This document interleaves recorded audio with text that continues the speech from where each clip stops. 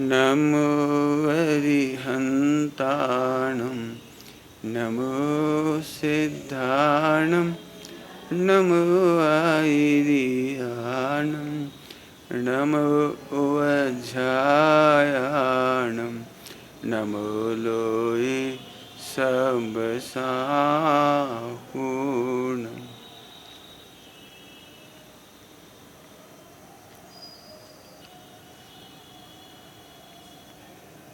मंगलम भगवान वीरो मंगलम गौतमोगणि मंगलम कुंद कुंदायो जैन धर्मोस्तु मंगलम सर्वमंगल मांगल्यम सर्वकल्याणकारकं प्रधानं सर्वधर्माणां जैनं जयतु शासनम्।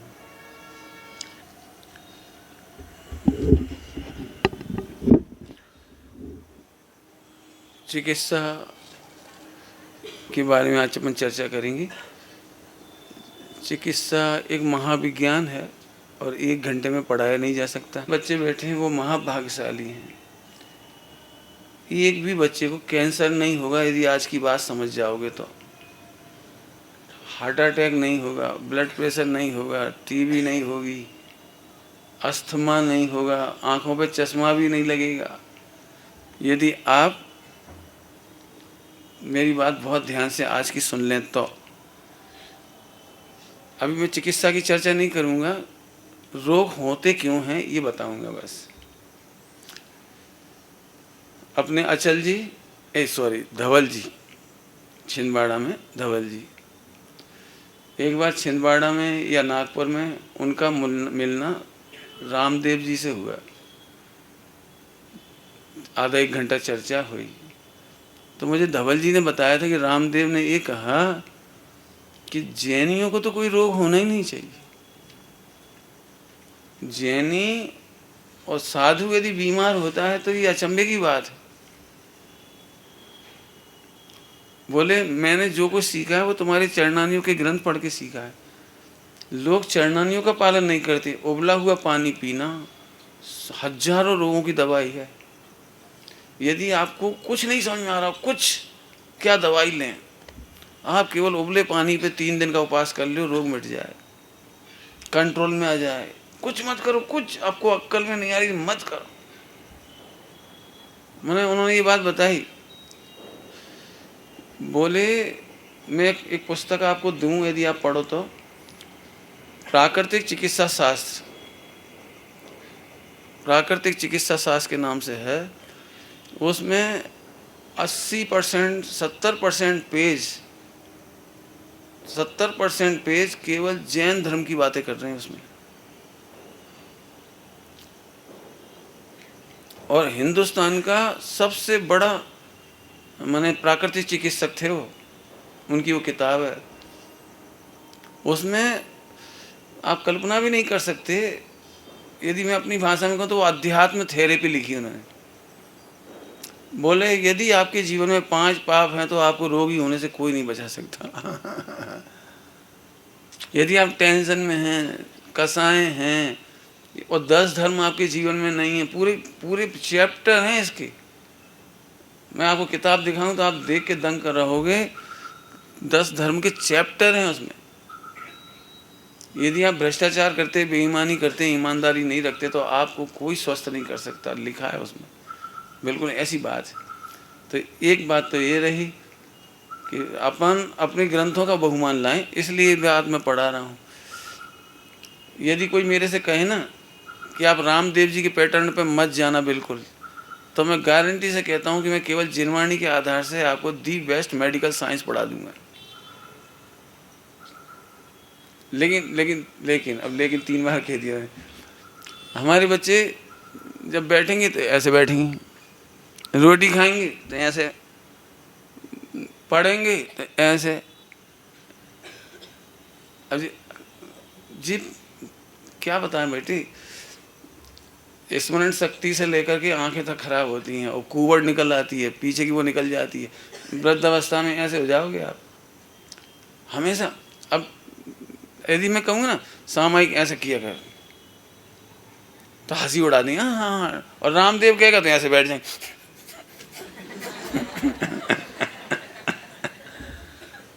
क्या गजब है, रामदेव तो बोल के सीधे बैठ जाएंगे अकड़ करके। ज्ञान मुद्रा, ज्ञान मुद्रा, ये तो अपन ज्ञान मुद्रा सामायिक का आप अनादर क्यों करते? सामायिक के 32 दोषों में लिखा है, इसको यहाँ झुकाना, आगे की ओर झुक कर ऐसे बैठना या यहाँ से बैठना, ये दोनों दोष लिखे हैं इसमें। मैं आपको जितना कहूँ मैं केवल जिनवाणी के आधार से बता दूंगा पूरी चिकित्सा, लेकिन चलो इतने धीरे पढ़ाऊंगा तो 10 दिन में पूरा नहीं होगा, तो मैं अभी बताता हूँ, आप ध्यान से सुने सभी लोग। बचाने हैं अपनी जिंदगी में 1 करोड़ रुपये, बोलो हाँ या ना तो बोलो। बस बीमार नहीं होगी और बीमारी पे खर्चा नहीं होगा तो 1 करोड़ बचेंगे आपके, तो अपना ऑटोमेटिक करोड़पति बन गए, कोई मतलब ही नहीं है। और मैं आपको आज के पाठ पढ़ाने से पहले यहाँ से शुरू करता हूँ, ध्यान से सुनना सभी लोग। हमारे दिगंबर मुनिराजों को कैंसर क्यों नहीं होता? 24 घंटे में एक आहार है उनका, वे तो टूथपेस्ट नहीं करते, पूरा एलोपैथी टूथपेस्ट पे खड़ा है, टूथपेस्ट की जरूरत ही नहीं पड़ती। अभी बेटी तुम लोगों को एक बात कहता हूँ, आप सबके दांत बहुत बढ़िया हैं, कोई दांतों में वो मत घुसाना, सीख। जिंदगी भर परेशान रहोगे और सड़ जाएंगे सारे दांत और दांत चौड़े होते चले जाएंगे, कभी सफाई नहीं करना। हमारे ग्रंथों में लिखा है दिगंबर मुनिराज दांतों में सीख नहीं लगाते, उसका मूल कारण है आप लगाते रहो, भरता रहेगा अनाज में। अभी तुम बच्चों ने इसलिए सिखा रहे हैं, बड़े लोग जो करने की आदत पड़ गई उनके तो हो ही गए चौड़े, वो तो नहीं करें तो आफत है उन्हें, मत करना। दिगंबर मुनि दशा में एक बहुत बढ़िया मूल गुण पलेगा आपका, दांत साफ, अदंत धोबन, कभी दांत मांजने की जरूरत नहीं पड़ेगी। पशु पक्षियों में से कोई भी टूथपेस्ट नहीं करता और मनुष्य की तुलना में सबसे मस्त और मजबूत दांत होते हैं उनके। कुत्ता यदि पैर भर ले, सुअर पैर भर ले, गैया पैर भर ले, छुड़ा नहीं पाओ तो, और तुम पैर भर लोगे तो एक झटका में निकालेगा तुम्हारे सारे दांत बाहर।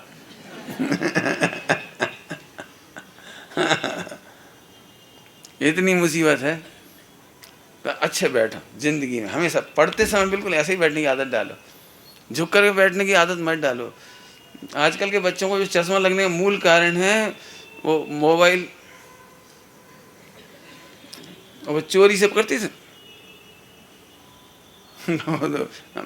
झुका झुका के परेशान बेचारे।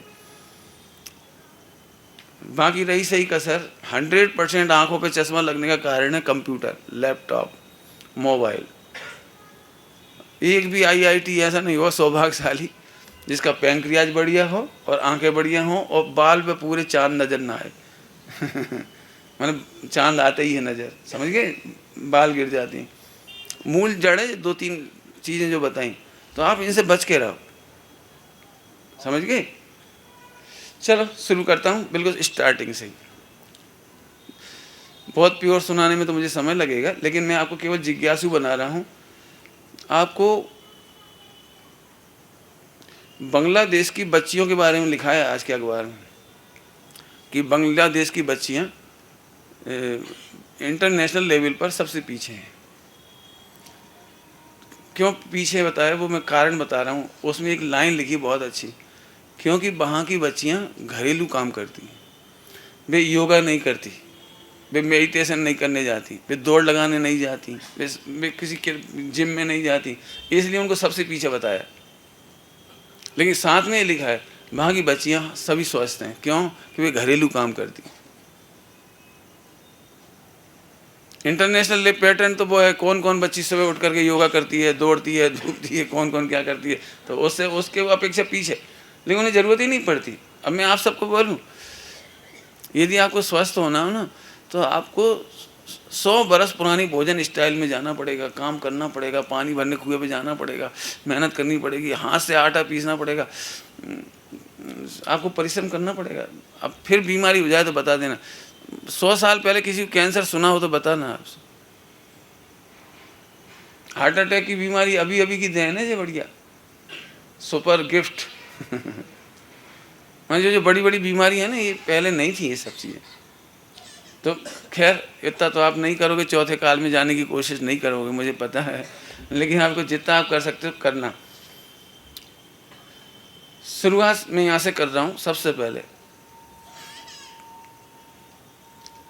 भोजन करने की पद्धति से बीमारियाँ आती हैं। भोजन में वे बातें आज मैं रिपीट नहीं करूँगा, जो फास्ट फूड है और जूसेस हैं, ड्रिंक्स हैं, उनकी बात आज नहीं करूँगा, वे हैं खराब और कई बार बोल चुका हूँ। लेकिन आज मैं दूसरी तरह से बात बोलूँगा। आपको घी खाना नहीं आता, पानी पीना नहीं आता, दूध पीना नहीं आता, गन्ने का रस पीना नहीं आता, आपको खीर खाना नहीं आता, नहीं आता। जैसे जैसे मैं बताता हूँ एक एक चीज़ की बात, ध्यान से सुनना सभी लोग। यदि हम बच्चों को अनार रख दें और केला रख दें तो बच्चे मेरे ख्याल से 100% केला खाना पसंद करेंगे, क्योंकि खोला और खाया, चबाया तो चबाया, नहीं तो कोई बात नहीं।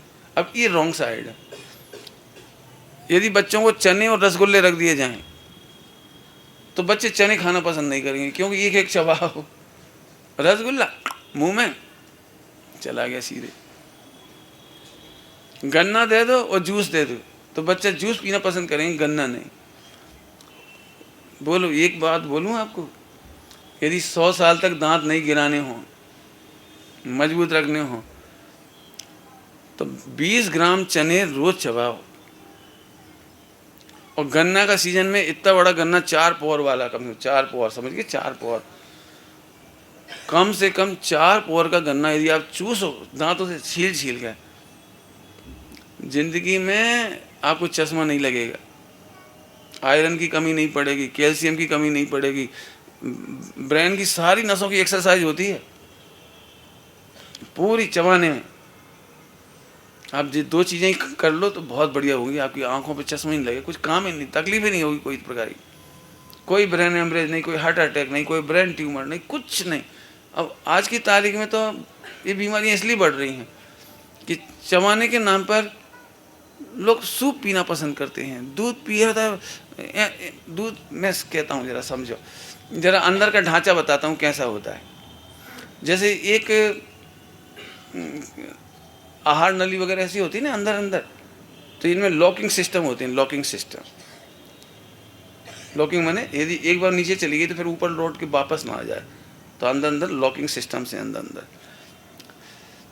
6.5 मीटर की आंत है और यहाँ से खाने पीने का सिस्टम है, चबाने का।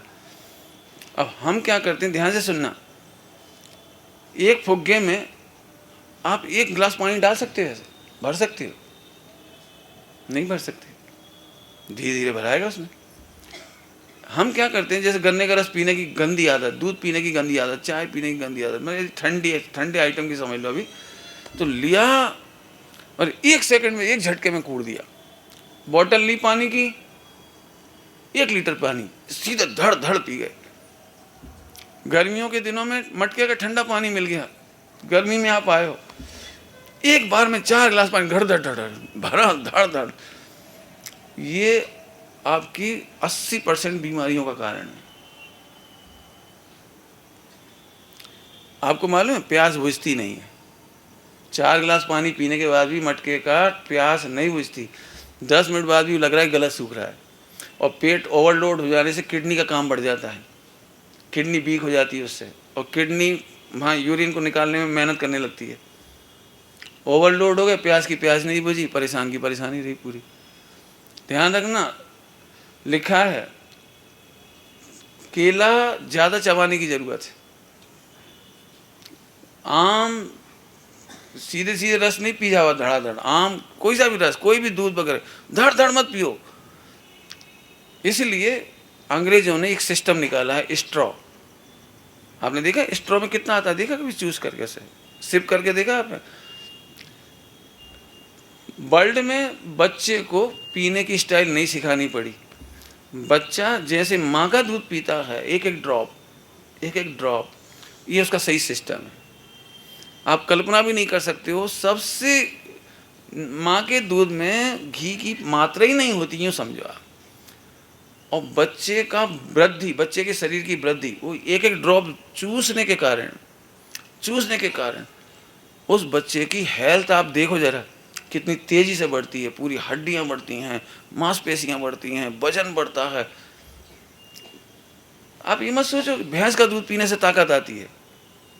दूध को ठीक से पीने से ताकत आती है।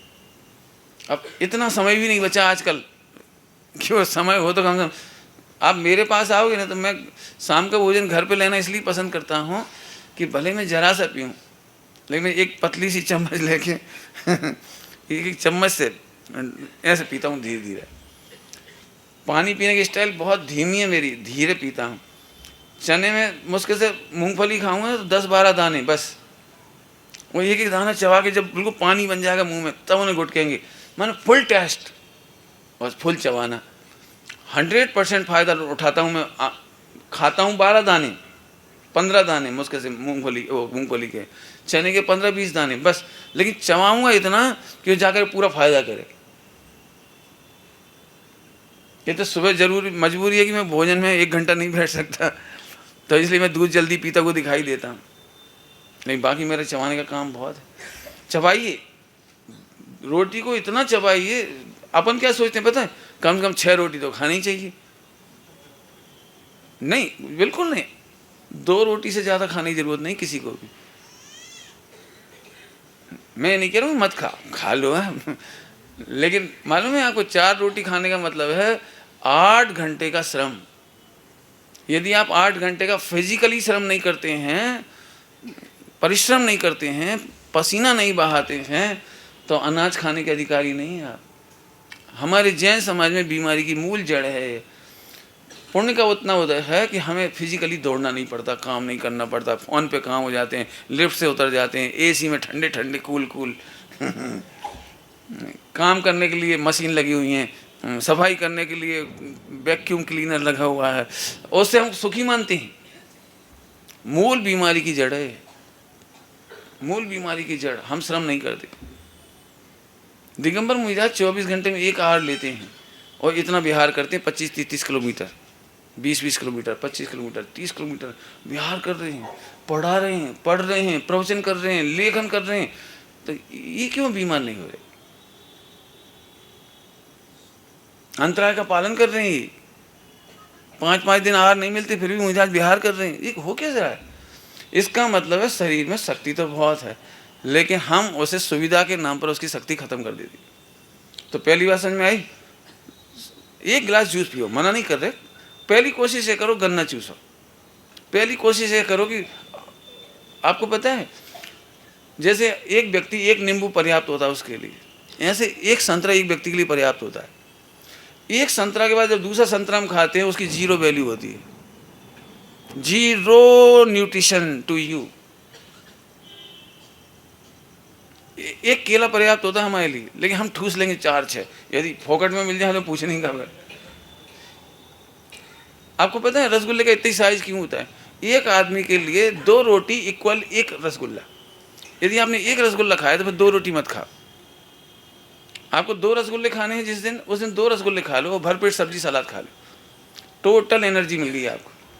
माने हम लोग अति पोषण से बीमार होते, गरीब कुपोषण से बीमार होता है। गरीब मेहनत बहुत करता है, 8-8, 10-10 घंटे, बहुत श्रम करता है, बहुत, लेकिन बेचारे को खाने के लिए नहीं मिलता। माने जैसे दूध घी की ज़रूरत है उसे मिलता नहीं है, और जिन्हें दूध घी की बिल्कुल ज़रूरत नहीं है वे खा खा के बीमार हो जाते हैं। तो एक खाने का सिस्टम समझ में आ गया आपको? रोटी कम खाइए लेकिन खूब चबाइए। ज़्यादा खाने से कोई फ़ायदा नहीं है। जैसे नमकीन है, नमकीन खाना नहीं आता, लोग क्या करते हैं, नमकीन ऐसे लिया वो खाते चले गए।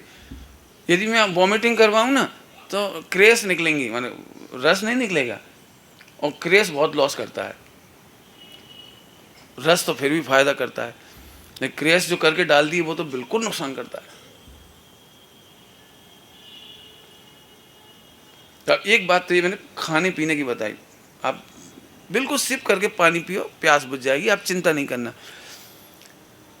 मैं आज से नहीं, मैं कॉलेज में जब पढ़ाने गया था कॉलेज में, तब से मैंने रात का पानी छोड़ा हुआ है, रात का पानी। और मैंने जबकि मैंने एमए की परीक्षा दी, रात रात भर पढ़ाई की, एग्ज़ाम दे के आया, सब कुछ किया, मैंने रात में कुछ भी खाया पिया नहीं, पढ़ाई करते समय भी।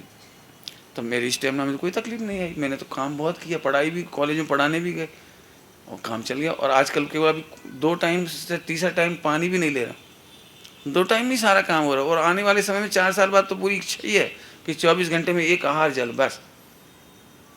और मैं तो खूब काम भी कर रहा हूँ, सामान भी उठा रहा हूँ, बहुत काम करता हूँ, पसीना बहाने की कोशिश करता हूँ पूरी तरह से। मेरा मतलब ये है, ये दिमाग में से निकाल दो कि हम घी खाएंगे तो फ़ायदा होगा, दूध पी लेंगे तो फ़ायदा होगा, रबड़ी खाएंगे तो फ़ायदा। रबड़ी जरूर खाओ आप, लेकिन उस दिन फिर अनाज मत खा। खीर खाना है, एक आदमी, आप में जितने लोग बैठे हैं, 1 कटोरा खीर 24 घंटे के लिए पर्याप्त है, लेकिन उसको टेस्ट लेके खाओ। ऐसे बच्चे तो कितने गलत तरीके से खाते हैं। एक तो वो चावल बेचारे पहले से उनकी हड्डी पसली गल जाती है, हड्डी तो होती नहीं लेकिन बिल्कुल हेलम हो जाती है, हेलम। और ऊपर से खीर में ओंट के खीर हो गई गाढ़ी, मलाई पड़ गई बढ़िया, रबड़ी, और चावल तो बेचारे वहाँ कहाँ दिखाई देंगे वहाँ। अब बच्चे ने सीधा गुटक रहे आप, बिल्कुल गलत है। आप टेस्ट लेके खाइए उसे। आपने मालूम इसको खीर वगैरह पदार्थों को, रबड़ी वगैरह के पदार्थों को चम्मच से खाने का नहीं है, उंगली से खाने के लिए लिखा है।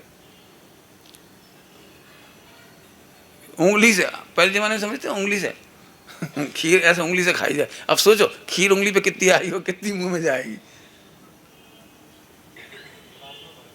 हाँ वो तो बहुत ही बढ़िया है, जल्दी स्वर्ग मुबारक हो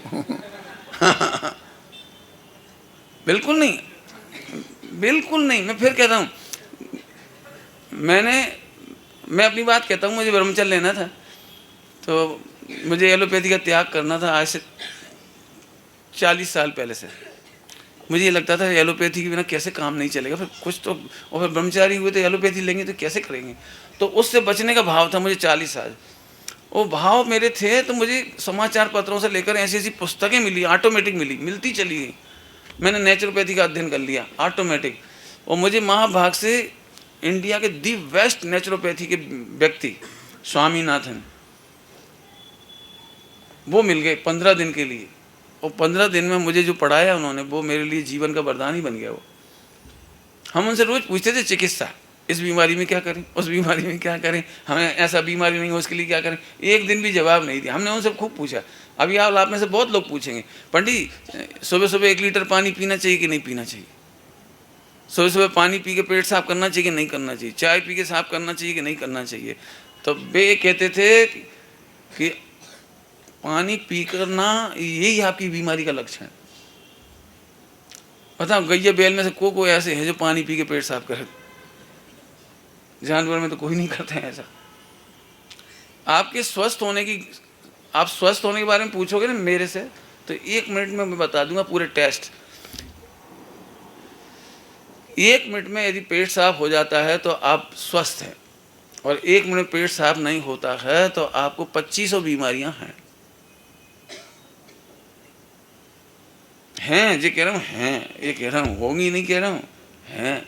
और यदि आप एलोपैथी की शरण में जाओगे तो आपको पूरी, मैं चाहूँ तो अभी चार्ट पढ़ा दूंगा, आऊँगा थोड़ी देर पहले, बाद में मैं बताऊंगा कि कैंसर किस तरह से स्टेप टू स्टेप उठता है, ग्रेजुअली कैसे कैंसर आते हैं वो बता दूंगा आपको। मैं फास्ट बताऊंगा। तो खाने पीने का समझ गए सभी लोग, रोटियां कम खाओ, मुझे नहीं मालूम, जितना परिश्रम करते उतना खाओ। वे ही कहते थे। पानी पीने का एक दिन बताया था शायद आपको, पानी पीने का कोई नियम नहीं है।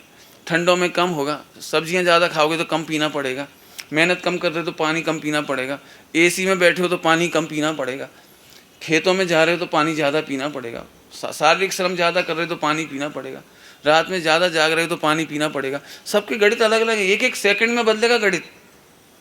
कोई विश्व का व्यक्ति ये नहीं कह सकता कि आप 5 लीटर पानी पियो, और किसी कहने से पानी पीना मत। मुझे उन्होंने एक बात कही थी, आप अपने शरीर के डॉक्टर स्वयं बनिए। उन्होंने हमें इतनी अच्छी अच्छी चीज़ें बताई कि शरीर की कॉल को आप पहचानिए। शरीर में डकार पद्धति बताई उन्होंने, डकार आती है, ये 3 डकारें आती हैं भोजन करते समय, आप डकार को पहचानिए, इसके बाद भोजन ग्रहण मत करिए। लेकिन वो अभी मैं नहीं पढ़ाऊंगा इतना, पहले भोजन अच्छे से चबाइए, खूब अच्छे से चबाइए, कम खाइए, ज़्यादा खाने की कोई ज़रूरत नहीं। आप कम खाएंगे ना तो आपकी मसल्स कमज़ोर नहीं बनेगी, हड्डियाँ कमज़ोर नहीं होंगी।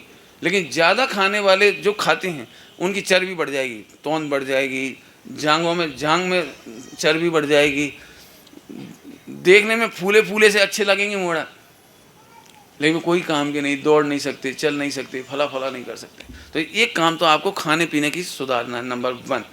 अभी नंबर 2, पहले बच्चों को बता दूं कि बड़ों को बताऊं? तो 1-2 बातें हुई खाने पीने की, ध्यान रखना है ना, खूब धीरे धीरे खाना पीना सीखना है अपने को, चबा चबा करके।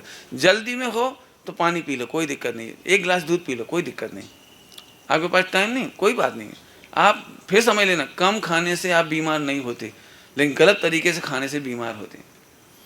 अभी दूसरी बात, जितने लोग लैपटॉप मोबाइल यूज कर रहे हैं, कर ही रहे हैं लगभग, तो उन्हें बहुत ध्यान से सुनना है।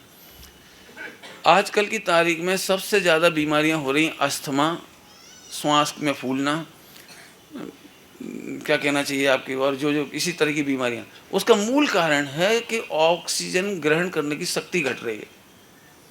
और ऑक्सीजन ग्रहण करने की फेफड़े की शक्ति घट रही है का मतलब ये है, पहले 80 साल की उम्र में लगभग 80% शक्ति घटती थी, 70% घटती थी, और आज की तारीख में 25 साल के नौजवान की शक्ति 80% घट रही है। आप समझ गए कितनी तेजी से ऑक्सीजन लेने की शक्ति घट रही है। उसका कारण, बच्चे दौड़ते नहीं, रस्सी नहीं कूदते, फुटबॉल नहीं खेलते, कबड्डी नहीं खेलते, जिससे फेफड़े में सांस भराती है। ये हमारे जो गेम थे ना पूरे इंडिया के, हॉकी खेलना, इनसे फेफड़ों में सांस भरती है। जब कबड्डी बोलते हैं ना, उसमें सांस फूलती है। दौड़ लगाते हैं ना तो यहाँ दर्द होता है थोड़ा सा, लेकिन फेफड़ों में हवा भरती है, ऑक्सीजन। एस्केलेटर पे चढ़ते हैं, सांस फूलते ही नहीं। लिफ्ट में चढ़ गए, सांस को भरना नहीं।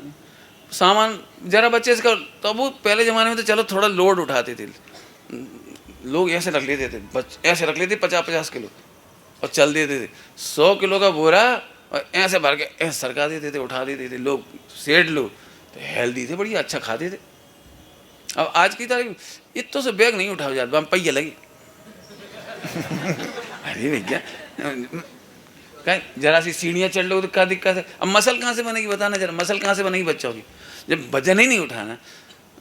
सब्जी तोक के नहीं लाना 1 किलोमीटर से, आधा किलोमीटर दूर से सब्जी तोक के नहीं लाना वहाँ से, तो मसल कहाँ से बनेगी बता? सब्जी परोसने जाते हैं ना चलो डोंगा ले करके, और समझ लो 2-3 लीटर सब्जी है उसमें वजनदार, तो हाथ दुखने लगते हैं। तो इस हाथ नहीं दुखते, इससे मसल बनती है। 2 बाल्टियाँ जब लेके आप ऊपर आते हो ना, फेफड़ों में ऑक्सीजन भराती है। आप वजन उठाते हो तो ऑक्सीजन भराती है, मसल से बनती है। लेकिन कायर देव पैदा हुए कायर देव समझ गए, और उन्हें कायर बनाया जाता परसों शाम की भाषा में। मैं बहुत मेहनत कर, मैं इन लोगों को कहता हूँ भाई मेरा सामान उठाने दो, मुझे थोड़ा उठाने दे दो, इससे हम बड़े थोड़ी हो गए, हमारा सब सामान तुमने उठा ला। 2-3 बैग हम भी उठाएंगे, वजन उठाएंगे, उसमें क्या दिक्कत है? मुझे मौका मिलता है तो लेके भागता हूँ अभी भी। फिर समझ लो आपके फेफड़े रोग निरोधक क्षमता के बहुत बड़े आधार है। यदि ऑक्सीजन नहीं है तो आपको बहुत तकलीफ होगी। और एक बात बताऊं, यदि आप कभी किसी मरीज को देखने जाएं, आप चलो मैं छोटा सा एग्जांपल देता हूं, कभी आपको सूखी खांसी होती है तो रात में आप लेट नहीं पाते, इतना सा कफ खींचने में जान निकलती है। अब ज़रा कल्पना करो, जिस समय रीढ़ की हड्डी खराब हो, स्लिप डिस्क हो, आप बिस्तर में टोटली पड़े हों, आखिरी के 10-20 साल हों, आप बीमार पड़े हों, और कफ कैसे निकलेगा फेफड़ों में से ये बता दो। और कफ नहीं निकलेगा तो कितनी तकलीफ होगी, आप कल्पना कर सकते हो। ब्रोंकाइटिस इसीलिए होता है, ब्रोंकाइटिस में आधा सिर दर्द इसीलिए होता है।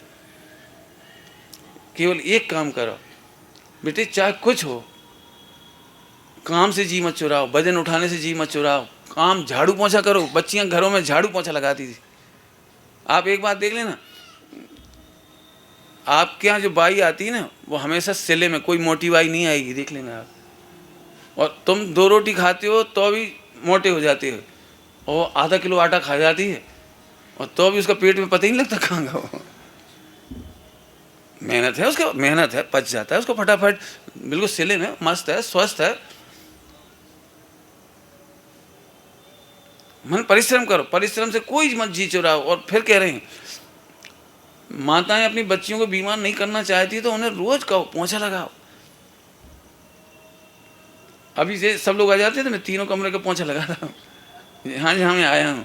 और पहले दिन जाता है ना हम समय से कई बार कहीं भी, तो हो सकता है उस दिन सुबह 6 बजे से लेकर 11 बजे तक मैं पूरे कमरे मेंटेन करूँ, लेटरिन मेंटेन करूँ, बाथरूम मेंटेन करूँ, झाड़ू करूँ, पोछा करूँ। जब तक सब कंप्लीट नहीं हो जाए मेरा बैठने का मन नहीं करता, भोजन बनाने का मन नहीं करता, भोजन करने का मन नहीं करता। परिश्रम से जी नहीं चुराते। इनमें स्वस्थ रहने का आधार है खूब मेहनत करो, दौड़ो, काम करने के लिए दौड़ो। आजकल के बच्चे मम्मी के बेटा पावर गिल के लिए आओ, मम्मी बाइक नहीं है। बारे बाइक, अब बताओ इतने से दूर के लाए बाइक चाहिए, साइकिल चाहिए, नहीं वजन उठाने दो, वजन उठवाओ।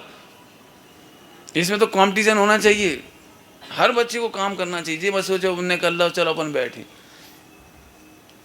चलो तो फेफड़ों में हवा भरे, कैसे भरे आप सोचो। इसके लिए मैंने बहुत सारे गेम भी निकाले हैं। बच्चों को जंप करके चढ़ाओ, यदि स्किपिंग नहीं कर रहे हैं तो। बच्चे खेल खेल में घड़ी लगा लें और जंप करके उतरें फटाफट फटाफट, फिर जंप करके चढ़ें। तो बस जंप करके चढ़ने उतरने में जितनी सीढ़ियाँ हैं, उस गेम को खेलते ही खेलते बच्चों का बहुत काम हो जाएगा। दौड़ लगाइए, जितना बन सके दौड़ लगाइए, फास्ट काम करिए, धीरे धीरे काम मत करिए, फेफड़ों को अपने आप ऑक्सीजन मिल जाएगी। पुराने ज़माने में पानी खींचते थे, उसमें ऐसी ऑक्सीजन भरा थी निकालना पड़ती थी, बाल्टी भरी भराए, मेहनत लगती थी। आप करके देखो, 2 घड़ियाँ रख के देखो, आप चल के देखो, आपको फेफड़ों में हवा भराएगी। तो आज सबसे बड़ी, अब फेफड़ों में हवा क्यों नहीं भराई? बच्चे आलस से पढ़ाई कर रहे, तो पढ़ाई करते समय फेफड़े नहीं काम करती, श्वास तेज नहीं चलती। मोबाइल खेल रहे हैं, टीवी देख रहे हैं, वीडियो देख रहे हैं, आराम से गद्दा पे पड़े, इन लोगों की श्वास तेज नहीं चलती। मैंने ये समझो 15-20 साल की उम्र में 80% फेफड़े खराब हो गए इनके। तो ये काम नहीं करो, खूब मेहनत करो, लेबर व्यायाम करो, प्राणायाम करो, जो करो। और नहीं तो हम वो काम भी बता सकते हैं आपको। मंदिर जाने में 50 तीर्थंकर हों, 50 वेदियाँ हों, 50 जगह ढोक दो, 50 बैठक अपने आप लग गई। भगवान को निहारो, सारे भगवान को 3 बार निहारो, आंखों की एक्सरसाइज अपने आप हो गई। हाथ 3 बार सिरोन्नति, वो कायोत्सर्ग करो, ये क्या नाम है, आवर्त करो, सिरोन्नति करो यहाँ तक झुक करके, गो आसन से प्रणाम करो, तुम्हारी सारी व्यायाम हो गई।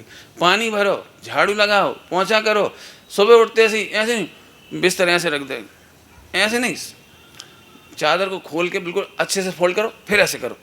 देखो हाथ की एक्सरसाइज हो रही है, देखो चादर को ऐसे मोड़ा, फिर ऐसे किया, फिर फोल्ड किया, फिर ऐसे किया, बिल्कुल एक से तय करके। प्रेस कराने की जरूरत नहीं पड़ेगी, आप अपने कपड़े ऐसे अच्छे करके अच्छे से रखो। चलो और थोड़ा महिलाओं के लिए बता रहा हूँ, कभी भी ड्रॉयर का प्रयोग मत करो। क्या कहलाता है ड्रॉयर? हाँ समझ गए ना, वॉशिंग मशीन का। महिलाएं हाथ से चढ़, ऑक्सीजन भराएगी आपको, देख लेना, ऑक्सीजन भराएगी, करके देखो आप, मसल से मजबूत होंगी। बच्चों को करने दो, बच्चों से करवाओ। फटको कपड़ा, ऐसे कपड़ा नहीं टांगो, महिलाओं से बहुत शिकायत है। कपड़ा लाए, निचोड़े और शर्ट टांग दी, पैंट टांग दिया, 1 घंटा तक आंसू बहा रहा बेचारा हो। कोशिश करो 48 मिनट के अंदर कपड़ा सूखना चाहिए। निचोड़ो, सिंगल करके निचोड़ो, बोलो सिंगल करके। पानी का छन्ना कई बार मंदिरों में 24 घंटा में नहीं सूख पाता, क्या वो लाए ऐसे हल्कों से निचोड़ो, और निचोड़ने के हम ऐसे सुखाते सिंगल, और लोग ऐसे ऐसे ऐसे डाल देते हैं डबल करके। हवा ही नहीं मिल रही उसको बेचारे को, सूखेगा ही नहीं। असंख्यात जी पड़ गए अंतर्मूर्त के अंदर। बिल्कुल करो, अच्छे से करो। मैं बहुत सारे काम बता सकता हूँ, ऐसे काम, मतलब जैसे पहले ज़माने में चटनी बांटते थे, कूटते थे, ये सब ऑक्सीजन लेने के तरीके थे। अब वो काम ही नहीं बचा। तो ऑक्सीजन माने आज की बीमारी में जिनको अस्थमा हो, वे सुन ले ध्यान से, श्वास कमज़ोर हो रही हो, श्वास भर आती हो, वे लोग बिल्कुल इतनी बात ध्यान से सुन ले में इतना काम करें। चलो थोड़ी सी बात बताता हूँ अभी, सभी बच्चे ध्यान से सुनना। यदि आपको सूखी खांसी हो जाए, सूखी खांसी, तो पहले खांसी होती क्यों ये समझ लो। पहले तो कारण बता देता हूँ। 90% बीमारियों का मूल सेंटर है पेट, स्टमक। यदि आपको पेट में पैंक्रियाज वीक है, लीवर वीक है, तो आपको कब्जियत होगी, जिसको कॉन्स्टिपेशन आप कहते हो। इसका मूल कारण बता देता हूँ, आप ध्यान से सुनना। यदि लीवर वीक है तो आपको पता लग जाएगा, आपको खाने का मन नहीं करेगा। तो मम्मी और पत्नी और दादी, इन तीनों से कह रहा हूँ, यदि बच्चा कह रहा है कि मेरी इच्छा नहीं है, तो आप समझ लो इसका लीवर कमजोर है। बच्चा अनमने मन से खा रहा है, जबरदस्ती खा रहा है, दाल रोटी नहीं खा रहा, सब्जी उसे नहीं भा रही, इसका मतलब लीवर वीक है उसका। अपन क्या करते, एक काम कर, ए बेटा हम घी लगा दे रहे, खेरी कर दे रहे, शक्कर डाल दे रहे, पुंगा बना दे रहे, खा ले। अब जबरदस्ती पुंगा बना के और खुला दिया, बहुत बुरी हालत है आगे। इससे ना हम तुम्हारे लिए फला चीज़ बना दे रहे, पूड़ी बना दे रहे, अच्छा एक काम करो, घी शक्कर से खा लो चावल। नहीं, जिस बच्चे को सब्जी रोटी खाने की इच्छा नहीं है, माने लीवर वीक है, आप उसे सूप पिलाइए। लौकी टमाटर का जो भी सब्जियां हैं उन्हें बॉईल कर दीजिए, सूप पिला दीजिए। किसी को सर्दी हो जाती है ना बहुत, वो क्यों होती है कि पैंक्रियाज वीक होता है, लीवर वीक होता है, और ओवरलोड होने के कारण वहाँ सड़ान शुरू हो जाती है, सड़ना शुरू हो जाता है। सड़ने का आपको पता लग जाएगा, गैसेस के माध्यम से पता लग जाएगा, या डकारें आने लगेंगी, एसिडिटी की खट्टी खट्टी डकारें आने लगेंगी, माने मल सड़ रहा है आपको। फिर भी नहीं समझ में आया यदि बच्चों को, तो फिर बहुत अच्छा तरीका है, यदि आपको फुंसियाँ हो रही हैं तो आपको मल सड़ रहा है पेट में। यदि फुंसियाँ हो रही हैं, ये जितनी पिंपल्स होती हैं, जितनी पिंपल्स, उसका एकमात्र कारण है पेट में अनाज का सड़ना। आप इधर का इलाज मत करो, इधर का इलाज करो। एक पिंपल निकल जाए किसी को, एक पिंपल, एक दिन भोजन बंद कर दो, दिन भर सूप पी लो, अपने आप सही हो जाएगी। फिर भी भूख लग रही हो, मान लो आपको सूप पीने से काम नहीं चले, तो भरपेट अमरूद खा लो, चबा चबा के अमरूद खा लो, और कुछ मत खाना, बस अमरूद खा लो। कि साहब अमरूद नहीं मिले तो तुरैया खा लो, मीठी मीठी, मीठी माने कच्ची, ककड़ी खा लो, जो आपको फल फ्रूट्स माने जो लगे ना वो भरपेट खा लो। आपकी बिल्कुल आप पैदा नहीं होंगी दूसरी। अभी इतनी बुरी हालत है बच्चों, कोई नहीं बताता ये बात कि पेट से ये होती है। एक हो गई, सुबह ने फिर कोई ने क्रीम बता दी, और फिर अपने आप विज्ञापन सर्च करने लगे, Lakme cream, fair and lovely और फिर एक नई क्रीम, फिर एक और नई क्रीम। 5 रुपया की क्रीम नहीं बनती, 80 रुपया, 150 रुपया, और क्या समझते हो 200 रुपया जरूर बढ़िया होगी, काहे महंगो आइटम अच्छा हो। और मैं आपको बिल्कुल, मेरे को कोई चैलेंज नहीं कर सकता, कोर्ट नहीं ले जा पाएगा मुझे, मैं चैलेंज कर रहा हूँ, वर्ल्ड में एक भी क्रीम वाला सिद्ध कर दे कि पिंपल्स का वो इलाज है। बता दे कोई माई का लाल प्रूव करके कि पिंपल्स का वो इलाज है। पिंपल्स का इलाज केवल ये है कि आप पेट साफ रखिए। 90% बीमारियां पेट से स्टार्ट होती है। पता लगाने के लिए मैंने कहा कि यदि खट्टी डकार आ रही तो आप भोजन मत करिए। कई बार सुबह का भोजन करने के बाद थोड़ा भारी भारी लगता है, भारी लगने का मतलब है शाम का भोजन नहीं करना है आपको। एक बार भी खट्टी डकार आ गई आप भोजन मत करिए।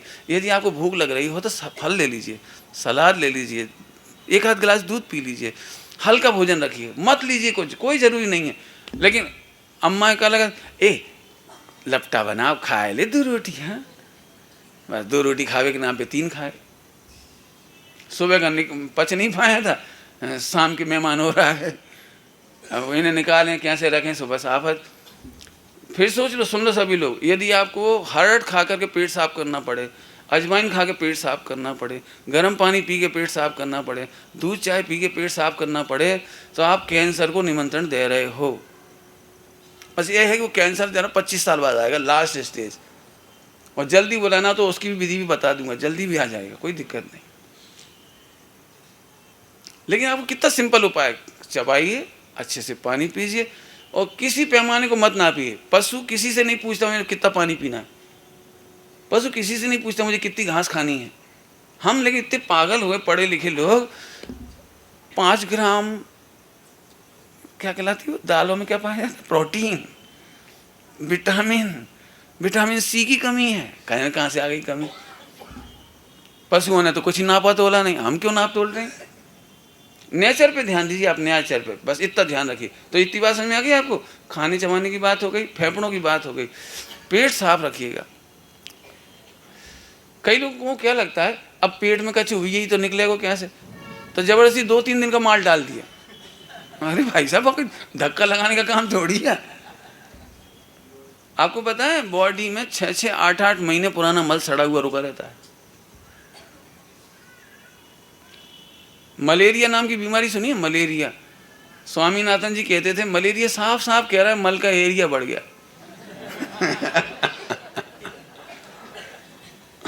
ऐसा कहते थे। यदि आपको मलेरिया है तो भोजन बंद कर दीजिए, कुछ मत लीजिए, कुछ भी मत लीजिए। केवल आप सहयोग करने के लिए नींबू पानी पी लीजिए भरपेट, या फिर रस ले लीजिए, ज़्यादा ही आपका मन करे तो कोई रस, पतले पतले रस पी लीजिए, नहीं तो सब्जियों का पतला पानी बना लीजिए। करीब 300 ग्राम सब्जी ले लीजिए और 1 लीटर पानी में उबाल लीजिए उसे, उसको पानी छान के वो पी लीजिए। एनीमा का प्रयोग कर सकते हो तो एनीमा का प्रयोग कर लीजिए, लेकिन उस दिन तक की नौबत ही नहीं आएगी आपको कभी। मैं नहीं कभी पसंद करता एनीमा वगैरह, मैं चाहता हूँ नेचुरल उसको सही कर लीजिए, नेचुरल डाइजेशन सिस्टम सही कर लीजिए, बस और कुछ नहीं करना। फिर कह रहा हूँ हवावार हर्ड खा के काम मत चलाइए, फला गोलियाँ खा के काम मत चलाइए, कोई दवाई मत लीजिए। इन बच्चों के लिए तो समझ लो, मैं ये समझ रहा हूँ मैं करोड़ों रुपए की वसीयत दे रहा हूँ आज। यदि इसका पालन कर लिया तो तुम्हें कोई तकलीफ नहीं होगी। चलो आगे चल। कौन सी बात चल रही थी? हाँ, तो इसका पेट साफ होने का। रोटी खाने के मामले में समझ लो, 1 रोटी खाने का मतलब है 2 घंटा शरीर का श्रम। यदि आप शारीरिक श्रम दौड़ने का, चलने का, काम करने का, पसीना बहाने का नहीं कर रहे तो फिर रोटी खाना मत। हम क्या गड़बड़ कर देते हैं, फिर से सुन लीजिए, हमारा जो भोजन है ना, ये उन लोगों का भोजन है जो हमारे गांव के श्रावक थे, जो 8-10 घंटा 12 घंटा श्रम करते थे, और इसीलिए 6 रोटी सुबह 6 रोटी शाम को खा लेते थे। बल्कि हमारे बुंदेलखंड में तो शाम को पराठा खाने का प्रचलन, क्योंकि पराठा सुबह खाया कितने बजे, 10-11 बजे, और फिर कब कितने बजे खा रहे हैं, 5 बजे। तो घंटे कितने हुए टोटल? 6-7 घंटे, 5-6 घंटे का डिफरेंस हुआ। और अब समय कितना मिलने वाला है इनको? 5 बजे से लेकर अगले दिन 10 बजे, तो 12-18 घंटा, 15-16 घंटे कितने पड़ गए। तो इसलिए वो शाम को पराठे खाते थे। लेकिन करते क्या थे पहले, ये तो देखो, वे खेती बाड़ी करते थे, परिश्रम करते थे, दुकान जाते थे, वजन उठाते थे, रखते थे, नौकरों के भरोसे बिजनेस नहीं करते थे, वो श्रम करते थे। अब हमने क्या करा, डाइट तो उनकी बना रखी अभी तक, और काम हमारे, वे लोग पंखा नहीं चलाते थे, कूलर में नहीं रहते थे, दौड़ दौड़ के काम करते थे, सारे पानी भर के लाते थे, सारा काम करते, इसलिए उन्हें वो 6 रोटी बढ़िया थी। आपके लिए नहीं है। फिर समझ लो, 1 रोटी इक्वल टू 2 घंटे का श्रम। नहीं करोगे तो आपको बहुत सारी बीमारियां होंगी। वो क्या क्या कहलाता है, बीमारियों का एक बड़ा रूप। जब पेट खराब हुआ तो पेट खराब होने का, आप चाहो तो मैं पिक्चर दिखाना चाहो तो अभी पिक्चर दिखा सकता हूँ, यदि आप देखना चाहो तो, और नहीं तो मैं आपको भिजवा दूंगा, व्हाट्सएप करा देंगे। सब फ़ोन नंबर आपने दे रखे ना, इन पर भेज देना, मैं जो देने वाला हूँ पिक्चर, आप वो पिक्चर देख लेना अच्छी तरह से, बीमारियाँ कैसे आती हैं वो सब बताया उसमें। तो जब कॉन्स्टिपेशन होता है तो यहाँ से क्या होता है, रुकावट जब होती तो हम उसको टॉक्सिन कहते हैं। सड़े हुआ रूप जो टॉक्सिन होता है वो ब्लड में घुलता चला जाता है, और ब्लड में घुलने के बाद वो जहाँ आता है तो फोड़े फुंसी बनता है, नहीं तो पिंपल्स बन जाते हैं। और यदि वो क्या कहलाती है, आर्टरी कहलाती, क्या कहलाती, तो उधर चला जाता है तो वो जाम लगने लगता है। जाम लगते लगते जिसको हम कहते हैं चौक हो गई। और चौकिंग का मतलब है क्या, अब आप कह रहे हैं कि वो हमारे हार्ट में तकलीफ है, अब हमारे ब्रेन में तकलीफ है, और अचानक एक्सपायर हो गया, अचानक अटैक हो गया। ये अचानक कभी नहीं होता है, इसके हजारों सिग्नल मिलते हैं अटैक के, लेकिन हम उनको पहचानते नहीं। फिर ये हाँ, 1 लड्डू में कहा गया, ये 4 ठगुआ भजिया खाते ले। एक बात बोलूँ आपको, लिखा है सब, मैं वो बात बता रहा हूँ। यदि आपको दांतों से चबाते नहीं बन रहा, दांत घिस गए हैं, दांतों में चबाने में तकलीफ होने लगी है, इसका मतलब आपकी आंतें खराब हो गई। जिनके दांत नहीं हैं उन्हें अनाज बंद कर देना चाहिए। लेकिन हमने देखा, मेरे घरों में देखा है, मूंगफली चबाते नहीं बन रही,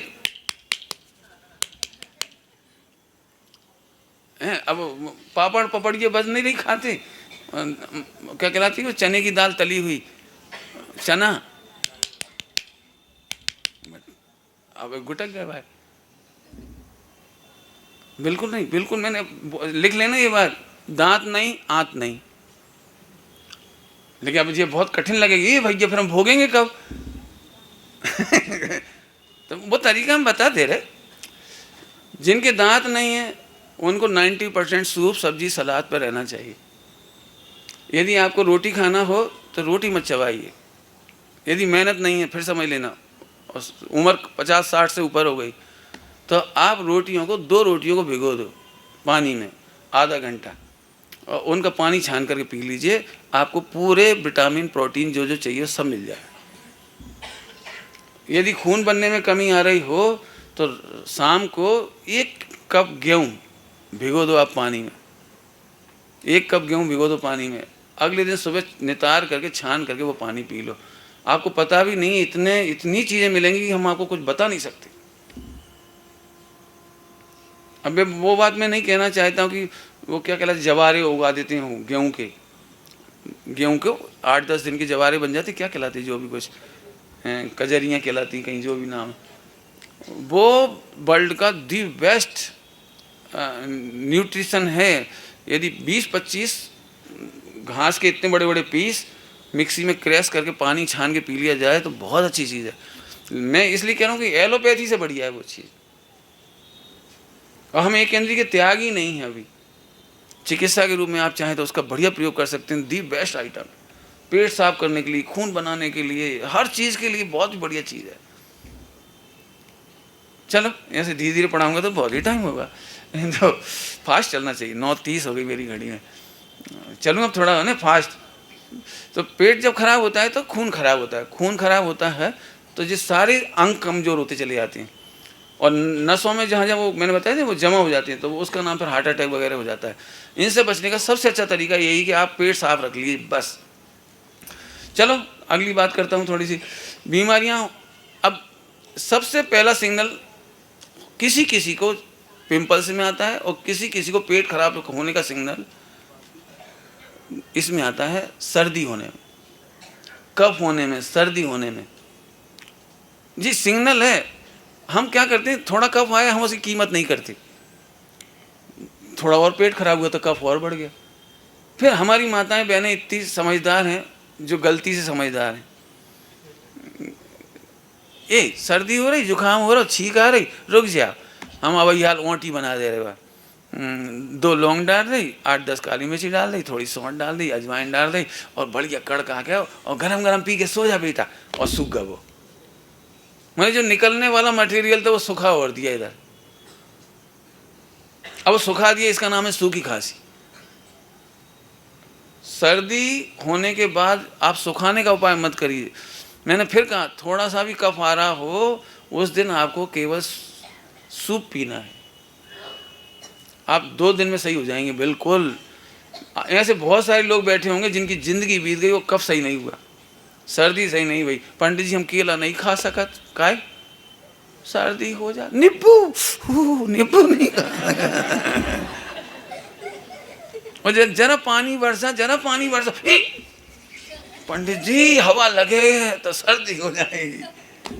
ये इतने परेशान लोग बेचारे, मुझे सही में कई बार दया आती है, ये लोग ऑक्सीजन में कब घूमेंगे।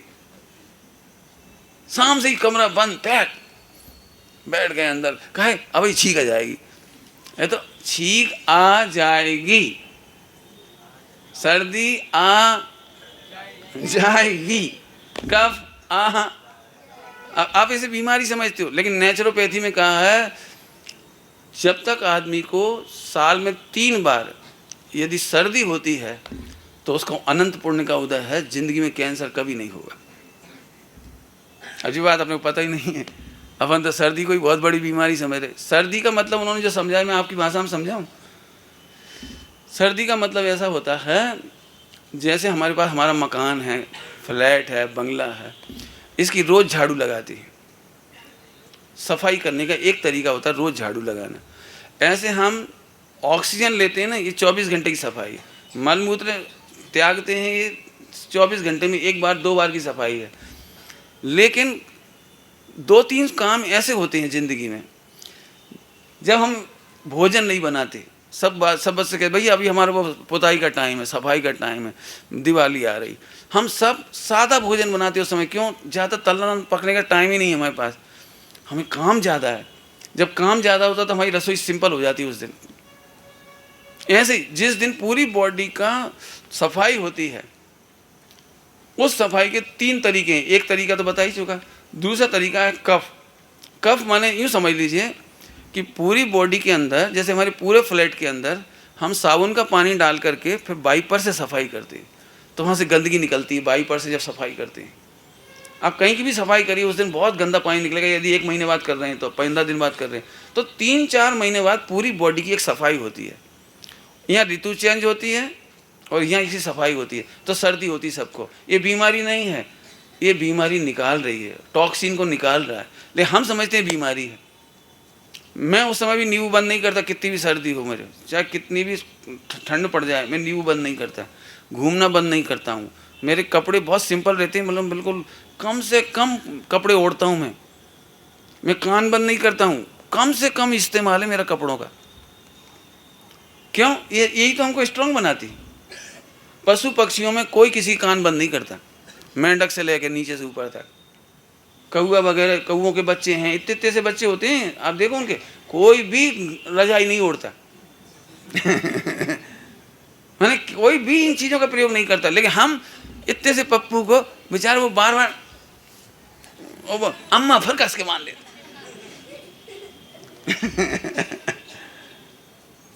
खैर प्रकृति बता रहा हूँ आपको। आगे चलो थोड़ा सा, क्या बात बता रहा था मैं, जिस पे से बात आ गई बीच में से। तो सर्दी हुई, तो सर्दी में सबसे अच्छा हो जाने दीजिए आप। जब भी आपको सर्दी हो, मैंने बता दिया 1 या 2 दिन आप सूप अकेले पी सकते हो, नींबू गर्म पानी में ले सकते हो, बाकी और कुछ लेने की ज़रूरत नहीं है।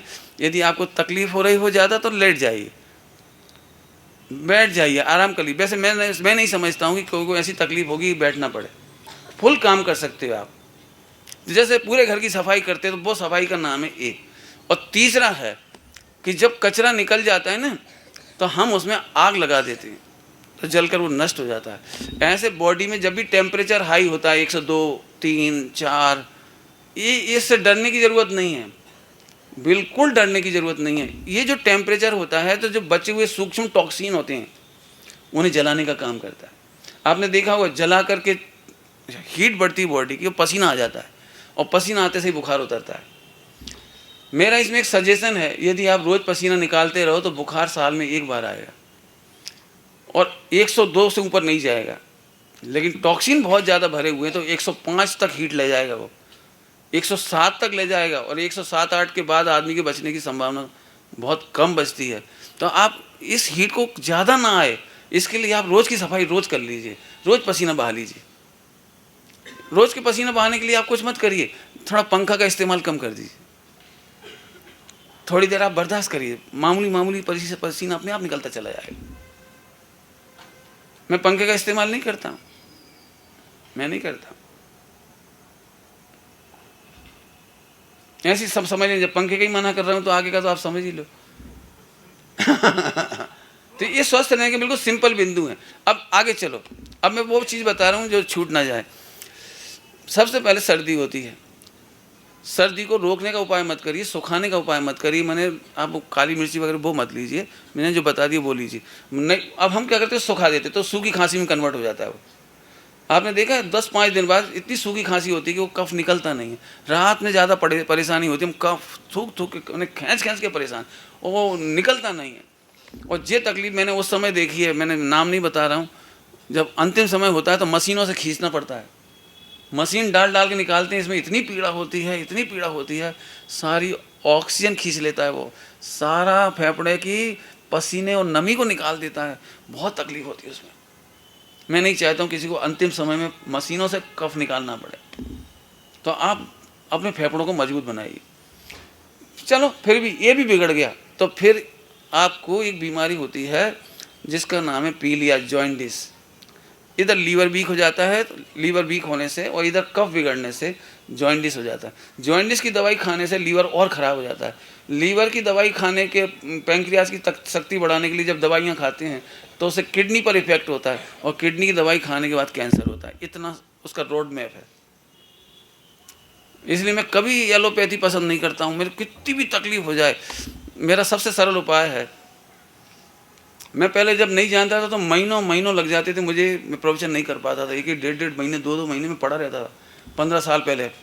और अब आज मैं इतना, मैं साल में 100 जगह घूम रहा हूँ लगभग एवरेज 60-70-80 लगभग हो ही जाता, घूम रहा हूँ खूब।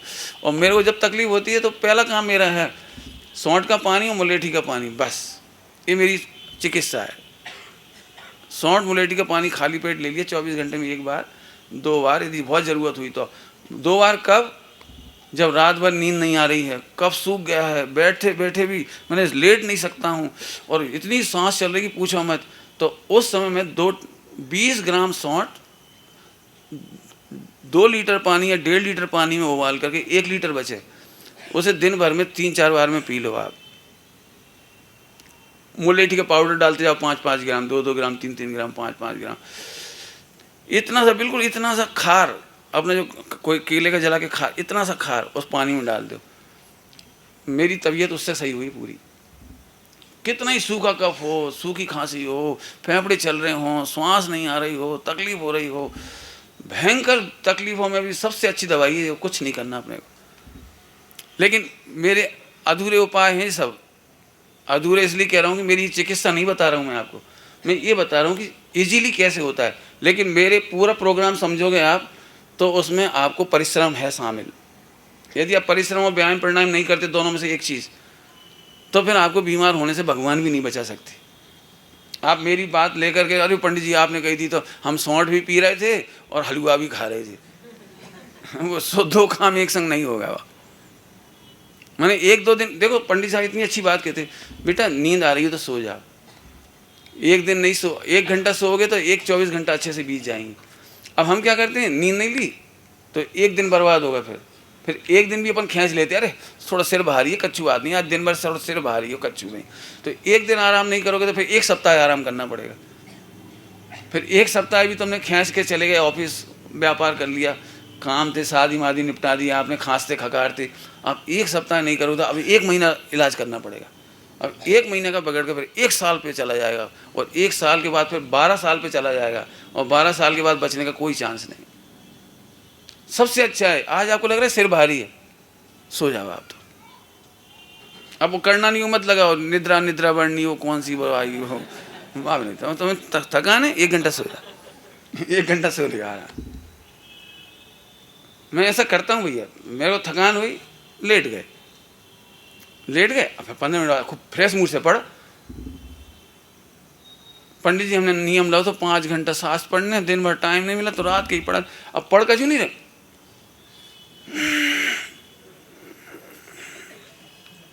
आंख जाए पर बचन ना जाए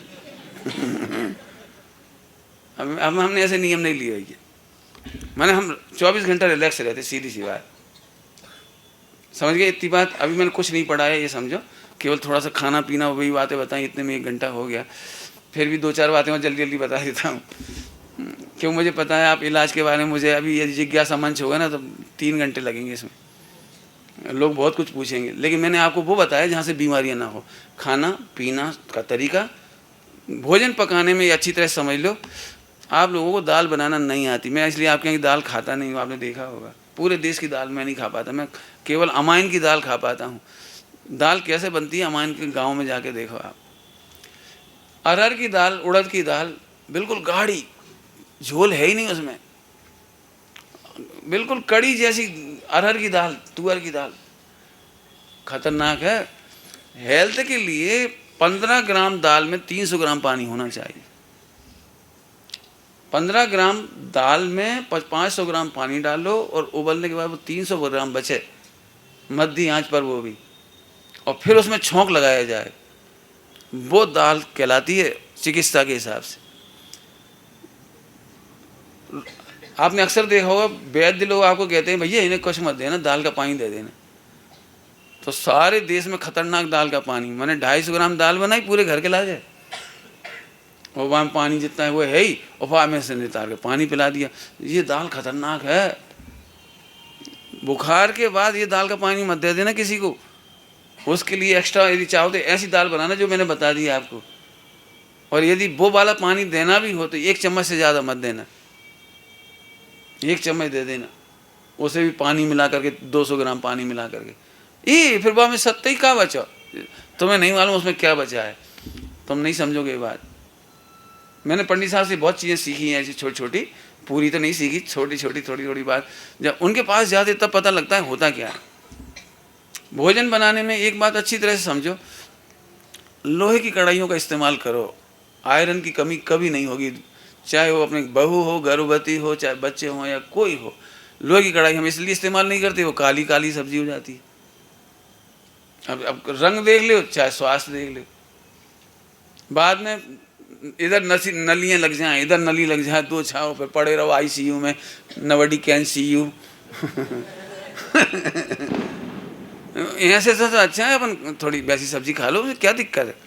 तो कोशिश करो कढ़ाई का प्रयोग करो, एल्यूमिनियम का प्रयोग भूल के मत करो। एल्यूमिनियम बिल्कुल, आप चाहो तो उसके कागज स्लो पॉइजन है एकदम।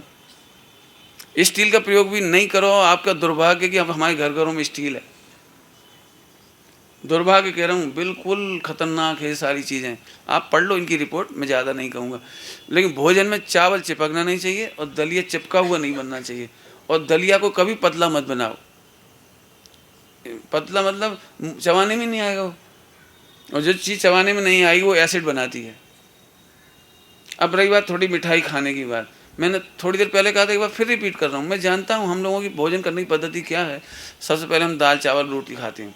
तो फिर से सुन लो, जो श्रम नहीं करते उन्हें एक दिन में एक अनाज से दूसरा नहीं खाना चाहिए। यदि आपके पास श्रम नहीं है तो, यदि आपके पास श्रम है 4 घंटे का, तो फिर आप दाल रोटी सब्जी खा सकते हो। यदि 6-8 घंटे का श्रम है तो दाल चावल सब्जी, वो दाल चावल रोटी और क्या बोल रहे, दाल चावल हाँ और रोटी, ये 3 चीज़ों की मिक्सिंग खा सकते हो। लेकिन यदि मेहनत नहीं है आपकी और आपको मिठाइयाँ भी खानी है, तो जिस दिन मिठाई खाओ उस दिन केवल सूप सब्जी सलाद खाओ, बस भरपेट खाओ, कोई दिक्कत नहीं। जितना भूख बच गई हो भरपेट सूप सब्जी सलाद खा लो, कोई दिक्कत नहीं, आपको कभी बीमारी नहीं होगी। हम क्या करते हैं, भरपेट खा लेते हैं, इसके बाद 2 रसगुल्ला। आपको पता हो या नहीं हो, बाद में मिठाई खाने के लिए इतना पित्त चाहिए पड़ता है, वो बचता नहीं है। जितनी लार चाहिए होती है डाइल्यूट होने के लिए, वो लार नहीं बचती है, तो वो जाके सड़ता है, और सड़ने के बाद वो पित्ताशय में जाकर के पित्ताशय की पथरी बना देता है। इसलिए आपने मुनिराजों का आहार देखा हो, सबसे पहले पानी, उसके बाद दूध या छाछ, इसके बाद कोई खीर मिठाई जो भी देना है आप उनको इस क्रम से दे दो। सबसे आखिरी में भोजन में केवल सलाद होना चाहिए, सबसे आखिरी में केवल सलाद। यदि सलाद आप लेते हो, खास तौर से नारियल का इतना बड़ा टुकड़ा आप चबा लें, तो आपको ज़िंदगी में टूथपेस्ट की ज़रूरत नहीं। जब आप नारियल चबाएंगे तो पूरा अनाज कहीं भी भरा होगा वो अपने आप निकाल देगा, आपको कुछ नहीं करने की ज़रूरत है, ऑटोमेटिक। कभी दांतों में लगाना नहीं, वो अपने आप साफ कर देगा। माने दी बेस्ट आइटम है, टूथपेस्ट की कभी ज़रूरत नहीं पड़ेगी। तो मुनिराजों को भी कभी आहार दो आप, तो सबसे आखिरी में सलाद और वो टुकड़ा दे दीजिए आप नारियल की गरी का, बहुत अच्छा तरीका है। बता दिया मिठाई खाने का तरीका, खीर खाने का तरीका। रबड़ी आपको खाना, आप खा लो 200 ग्राम, कोई दिक्कत नहीं, 200 ग्राम खा लो, एक खा मत लेना मेरे नाम पे है। क्योंकि बच्चों को कह रहा हूँ मैं, आप लोगों को हार्ट अटैक पहले से हो, फिर आप मेरे नाम पे कुछ कह तो नहीं पाओगे, चले ही जाओगे। लेकिन अधूरा काम नहीं करना। मैं अधूरी विद्या पढ़ा रहा हूँ, मैं फिर कह रहा हूँ, मेरी सब चीज़ें आपको समझनी पड़ेंगी, समझना ही चाहिए। हमारे पंडित साहब एक बात ज़रूर कहते हैं नेचुरोपैथी के बारे में, यदि आप कार चलाते हो तो थोड़ा बहुत ज्ञान भी होना चाहिए। उसका प्लग खोल लो, थोड़ा कुछ बटन कस दो, क्या कहलाती, कुछ थोड़े नाम पता होना चाहिए, थोड़ी साफ सफाई होनी चाहिए। जंगल में फंस गए अब खड़े, ऐसे इस शरीर में हम रह रहे हैं जब तक, इसके बारे में फेफड़ों का थोड़ा ज्ञान होना चाहिए, ब्रेन का थोड़ा ज्ञान होना चाहिए, पाचन का ज्ञान होना चाहिए, अवश्य होना चाहिए। तो मेरी तरफ से तो मैंने लगभग बहुत बातें बताई हैं और बातें ख़त्म नहीं होंगी, अभी जानकारी पूरी नहीं हुई, लेकिन कुल मिला के आप यही समझ लो तो खाना पचाना, परिश्रम, अच्छा भोजन बनाना और खूब श्रम करना, 4 बातें यदि हों और बाकी काम बच्चों को फिर भी कह देता हूँ, बच्चों को पानी से दूर मत रखना। छोटे से छोटा बच्चा हो, आपको पता होगा, बच्चे को सिखाने की ज़रूरत नहीं, बच्चा चाहे ठंड हो, गर्मी हो, बरसात हो, वो अपने आप उसे हेल्दी है, पानी मिट्टी उसे हेल्दी है, धूप उसे हेल्दी है। बच्चा पानी में छप छप करने दो। यदि पानी ढुलने का डर है तो उस नीचे टब रख दो, उसके अंदर बाल्टी रख दो और बच्चे को खड़ा कर दो, खेलन दो, छप छप छप छप छप खेलन दो। पानी अपने ऊपर डालने दो, कोई दिक्कत नहीं। पानी कभी बच्चे को कमज़ोर नहीं करती, पानी से कोई प्रॉब्लम नहीं है, ऐसे मिट्टी से कोई प्रॉब्लम नहीं है, धूप से कोई प्रॉब्लम नहीं है, हवा से कोई प्रॉब्लम नहीं है। ये 4 चीज़ें हमारी प्रकृति में सबसे अच्छी है। फिर भी कोई बात हो तो आप पूछ लेना। और मैं तो एक बात कहूँगा, यदि आप लोग चाहें तो 3.5 साल का कोर्स है इसका, नेचुरोपैथी का डिप्लोमा है पूरा, आप ले लीजिए, डॉक्टर बन जाइए, खुद अपने जीवन में करोड़ रुपए बचा लीजिए, अपने परिवार को अच्छा भोजन दे देंगे।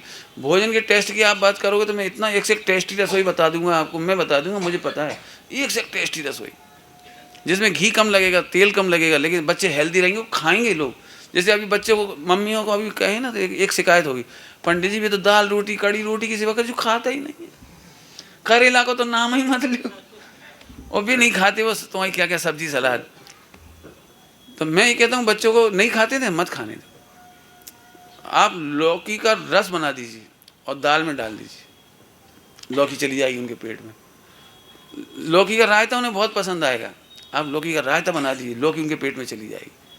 पर डे एक रायता बनाओ आप, पर डे ककड़ी का फला का बदल बदल के रायता बना दो आप। नहीं खाते हो तो खा लेंगे वो। हलवा के नाम पे खिला दो, खीर के नाम पे खिला दो, अब रूखी सूखी सलाद के नाम पे मत खिलाओ, खा लेंगे बच्चे। रोटी बना दो, आज बेटे पराठा काय का, लौकी का, ककड़ी का, केले का, फला का, इसका जो सब्जी खिलाना उसी का खिला दे बना के, खा लेंगे बच्चे। खैर बातें कभी ख़त्म नहीं होंगी। मैंने फिर कहा आप इसे पूरा 3.5 साल का कोर्स है, ज़रूर करें। हर परिवार में बहुएँ कर लेवें, बेटे कर लेवें, और 10वीं पास यदि कोई बच्चा बच्ची हो उसे डॉक्टर बनना हो तो 3.5 साल का कोर्स करा दो। 10वीं के बाद अमाइन सेंटर है इसके लिए, आप पंडित साहब का भी लाभ ले लोगे और अमाइन में प्रैक्टिकल भी कराए जाते हैं और आपको पढ़ाई की भी व्यवस्था में करेस्पॉन्डेंस कोर्स है, डिस्टेंस लर्निंग, आप अपने घर से बैठ के पढ़ सकते हो उसे। उसके नोट्स आएंगे, उसके बाकायदे 6-6 महीने का वो क्या कहलाता है वो सेमेस्टर होते हैं, बाकायदे बहुत अच्छी पढ़ाई है। और आपकी बच्ची डॉक्टर, लड़के भी डॉक्टर बन जाएंगे, मुनिराजों की सेवा कर सकेंगे, त्यागी व्रतियों की सेवा कर सकेंगे। और सबसे बड़ी बात है हम मानव समाज को कैंसर से बचा लेंगे। वो बड़ी बड़ी बीमारियां जो हो रही ना, वो केवल इतने से पेट को नहीं समझने से हो रही हैं, आप उन्हें बचा लोगे। ओम नमः शिवाय। बच्चों को एक बात और बता देता हूँ, सुन लो सभी लोग, बच्चों के मामले में आप लोग ही सुन लो। एक बात और बता रहा हूँ, सुनना सब बेटा, एक नियम सुन लो सब, खाएं कि नहीं खाएं, इसका उत्तर है नहीं खाओ। यदि हमारे अंदर पेंडुलम चल रहा है डाउट में, खाएं कि नहीं खाएं, कई बार आता है खाएं कि नहीं खाएं, पता नहीं नुकसान नहीं कर जाए तो मत खाओ, आप फायदे में रहोगे। और दूसरा नियम, जाएं कि नहीं जाएं, कि जाओ, जरूर जाओ। अब ये बच्चों के मामले में क्यों कह रहा हूँ, सारे बच्चे पूरे हिंदुस्तान के हॉस्टल के बच्चे, खास तौर से ठंडों में, मंगलायतन में तो एक बच्चा ऐसा मिला 7 दिन में एक बार। मैंने कहा भैया बड़ी स्टोर शक्ति तुम में। भाई एक बार खाओ, एक बार जाओ, 2 बार खाओ, 2 बार जाओ। नागपुर से बॉम्बे यदि सुबह शाम दोनों टाइम जाती हो तो ये कहीं संग कैसे पहुंच सकती, नहीं समझ में आई। एक सुबह 6 बजे चलेगी नागपुर से तो बॉम्बे शाम को 6 बजे पहुंचेगी, और सुबह शाम को चलेगी तो सुबह पहुंचेगी। यहाँ से कैसे हो सकता है, सुबह भी ट्रेन छूटी, शाम को भी ट्रेन छूटी, और 2 ही सुबह 6 बजे पहुँच गई। मतलब 2 टाइम खाओ और 2 टाइम जरूर जाओ, और कभी आलस मत करो इस मामले में। चलिए, हाँ भाई। हम और आप पालक बालक संस्कार सीरीज देख रहे हैं, 1-2 क्वेश्चन ले लेते हैं। हाँ बेटा, कुछ पूछना? पूछो। बोलो बोलो, तुम्हारी आवाज तो कौन सा अच्छा है, होम्योपैथी की एलोपैथी? नेचुरोपैथी। प्रश्न है होम्योपैथी अच्छी है कि एलोपैथी अच्छी है? हाँ, उत्तर है नेचुरोपैथी अच्छी है। इस बालक को पंडित जी, जब आपने अपन सोते तब उसके बाद उठते तो अपने हाथ में झंझनाहट आने लगते होगा। बहुत बढ़िया। अभी यहाँ से क्वेश्चन बहुत लोगों के हैं, बैठ जाओ। पैरों में झंझनाहट, बैठे 5 मिनट नहीं बैठ पाते भाई, ये जैसे स्टूल पे बैठा पैर झंझनाहट, माने सो जाते, जिसको कहते हैं पैर सो गए, शून्य हो गए। कोई को हाथों की प्रॉब्लम हो सकती, कोई को इधर की। जितने लोगों को ये समस्या हो सभी लोग सुन लो ध्यान से, बस नीचे हाथ कर लो, यही तुम्हें भी है। तो यदि झंझनाने की समस्या है तो आपके पोस्चर में गलती है। जहाँ भी ब्लड सर्कुलेशन रुकता है वहीं डेड होता है, वो वहीं सो जाते हैं, वहीं शून्य हो जाते हैं। यदि रक्त संचार रुक रहा है, एकमात्र कारण है। अब चाहे यहाँ झंझना है, चाहे इधर झंझना है, चाहे पैरों में झंझना है, तो उसके लिए मैंने जो बताया ना अभी, वो ही आपको करना है। फेफड़ों में बढ़िया ऑक्सीजन जाने दीजिए, बढ़िया से बैठिए और चलिए, तो मेहनत करके चलिए, पैरों से स्किपिंग करिए, उछल उछल के चढ़िए, मैंने खूब खेलिए। पुराने ज़माने के गेम में वापस आ जाओ, फुटबॉल खेलो, वॉलीबॉल खेलो, वो क्या क्या कहलाता है, सारे गेम बढ़िया गेम है। कबड्डी खेलो, ये उनको कोई तकलीफ नहीं हो। मेरे पैर आज तक नहीं सोए, मैं 1.5 2 घंटे बैठता हूँ पद्मासन, मुझे कोई तकलीफ नहीं होती। आपको भी नहीं होगी, आप भी अच्छे बैठी। चलिए बोलो, नींद कितने घंटे लेनी? बहुत बढ़िया, अच्छा प्रश्न। जी मैं भी चाह रहा था कि इसका जवाब दे दूं, लेकिन पूछ ही लिया। मेरे पास ऐसे बहुत लोग आते हैं कि पंडित जी हमें नींद नहीं आती, खास तौर से 60-70 से ऊपर वाले सुन लें। मुझसे काफ़ी लोग पूछते हैं, तो मैं सबको बता देना चाहता हूँ, नींद हुंडा अवसर्पणी की तरह घटती हुई होती है। हाल के बच्चे का जो जन्म होता है उसकी 22 घंटे की नींद होती है। आपने देखा होगा, जब भी आप हॉस्पिटल में देखने जाओ, घर में देखो, वो सोता ही रहता है, यहाँ तक कि दूध पीते पीते सो जाता है। मतलब इतनी नींद होती है, करीब 23 घंटे 22 घंटे इतनी नींद होती है। और आखिरी में जो मरणासन स्थिति होती है, 60 से ऊपर, 70 से ऊपर, 80 से ऊपर, इनकी नींद 1 और 2 घंटे होती है। इसलिए कभी ये मत सोचिए कि दादी नींद नहीं आ रही, नींद की गोली दे दी। नींद की गोली देना मतलब उन बेचारों को बेफजूल जल्दी पहुंचाने, माने हॉस्पिटल भी मत पहुंचा, ऊपर भी मत पहुंचा। और जो लोग नींद की गोली लेते हैं वे पक्के में कोमा में चले जाएंगे, वे पक्के में ब्रेन ट्यूमर के शिकार हो सकते हैं, ब्रेन हेमरेज के शिकार हो सकते हैं, उन्हें हार्ट अटैक का जल्दी स्ट्रोक आ सकता है। आप बुजुर्गों को यदि 2 घंटे नींद आ रही हो, बिल्कुल चिंता की ज़रूरत नहीं है। अब सबसे बड़ी दिक्कत है बुजुर्गों को कि वे करें कहाँ।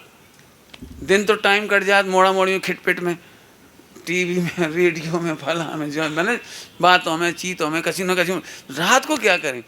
उसके लिए आप स्वाध्याय करो और इतनी सामायिक की तैयारी करो, खूब कंठपाठ योजना में भाग लो, पाठ रिपीट करो, माला फेरो, आत्मा का चिंतन करो, कछु जो जो याद है वो रिपीट करो, पढ़ो, कोई दिक्कत नहीं, आप तो पढ़ो, लिखो, अच्छी अच्छी बातें लिख सकती हो, जब तक हाथ चल रहे तो लिखो।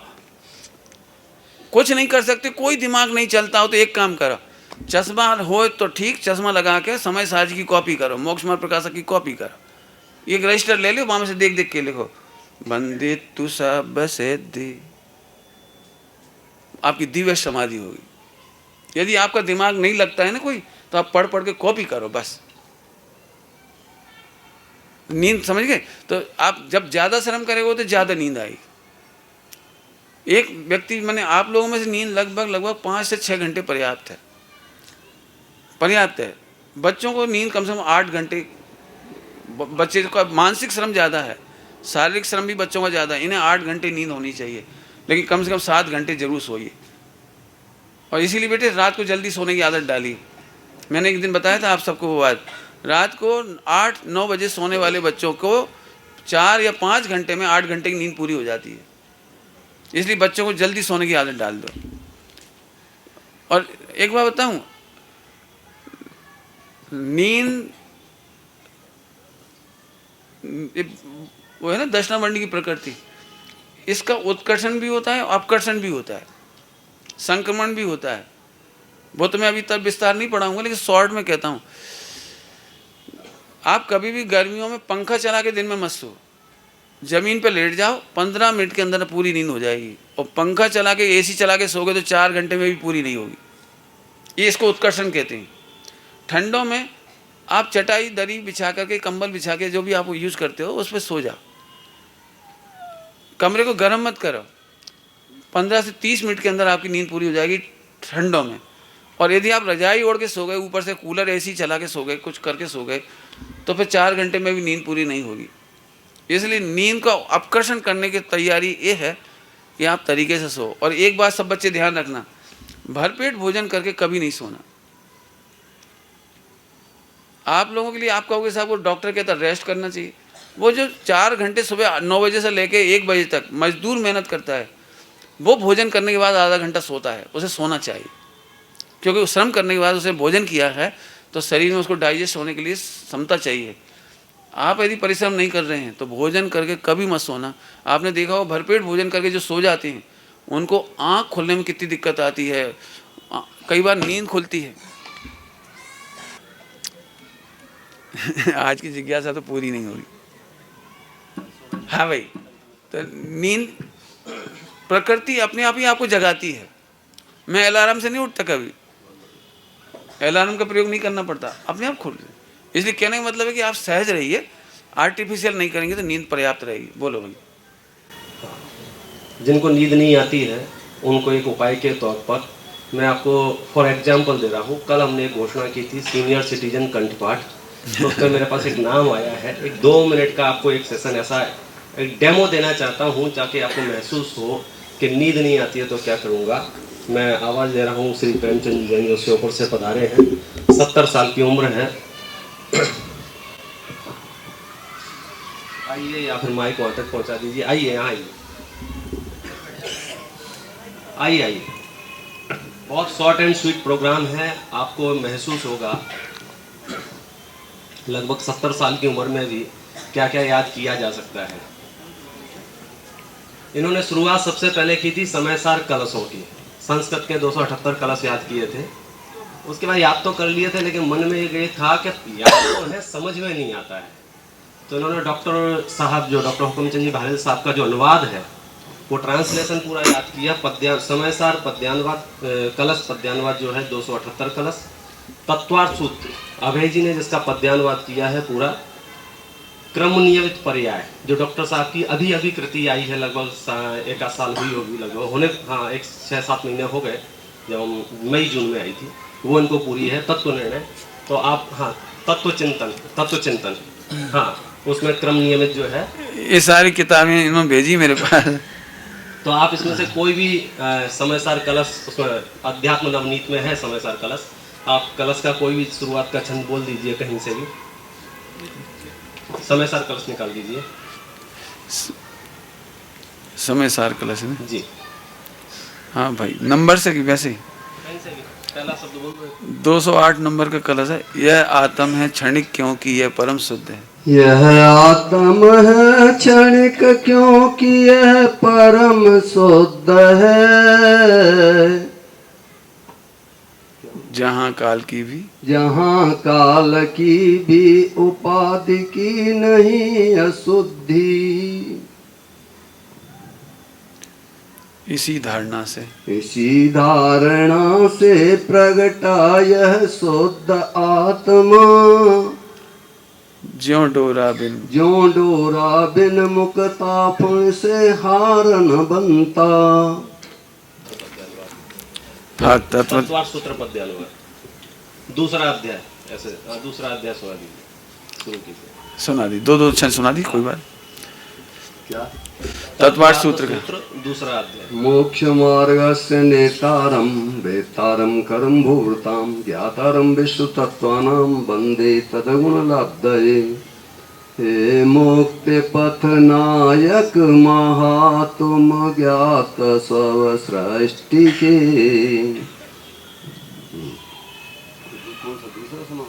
हाँ दूसरा।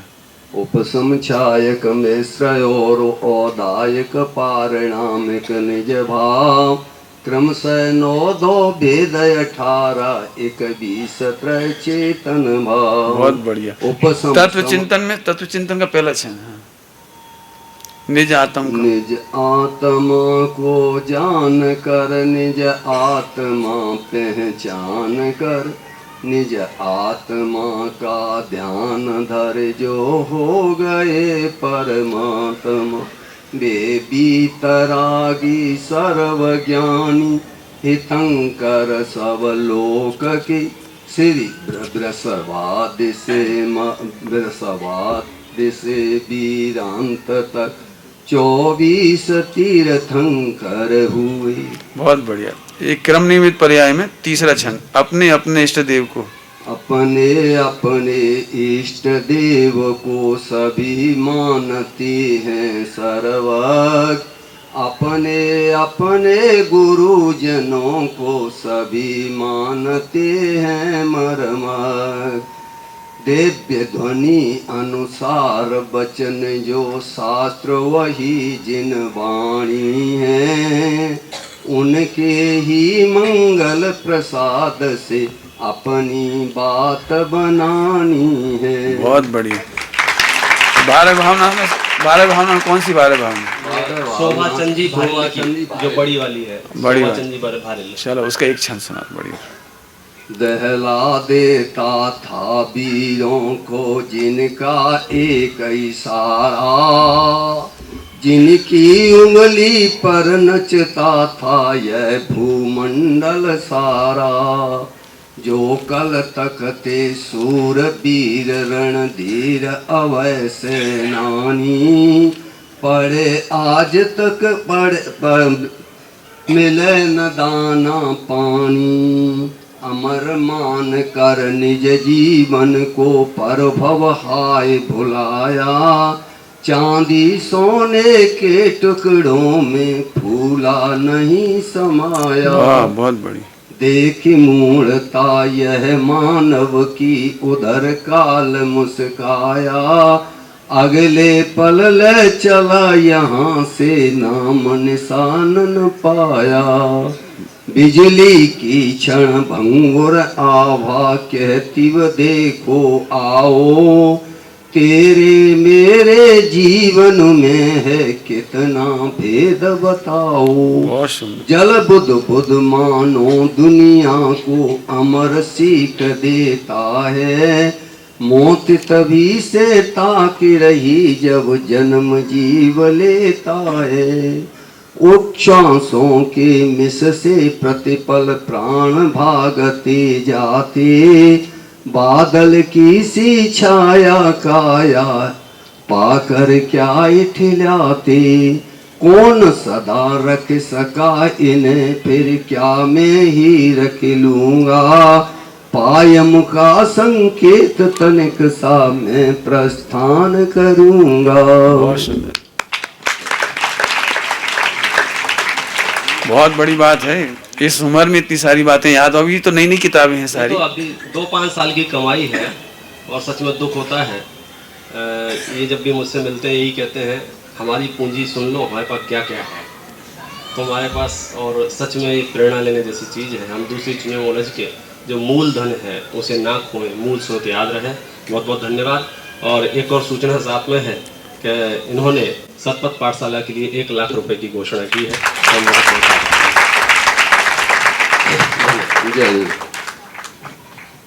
ये तो वृद्ध लोग क्या करें इसके लिए हमने एक एग्जाम्पल दिया है। और भी सीनियर सिटीजन में कोई हो ताकि हमको प्रेरणा मिले। बाबूजी की उम्र 70 साल है और आपको जिनको परिचय नहीं वो परिचय दे दूं।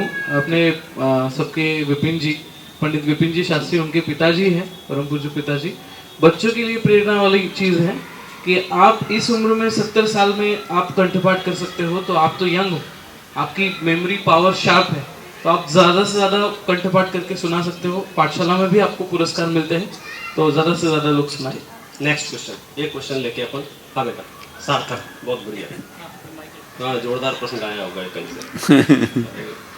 पंडित जी, अगर से अपन ऐसा किसी को रात में खाना वगैरह देते हैं या गाय को देते हैं तो उसमें अपन को पाप का होता है क्या पुण्य? खतरनाक प्रश्न है। मैं पहले ही बोला था।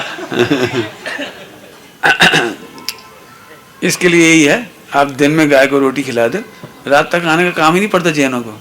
बच्चे तब तो खिलाएं रात को।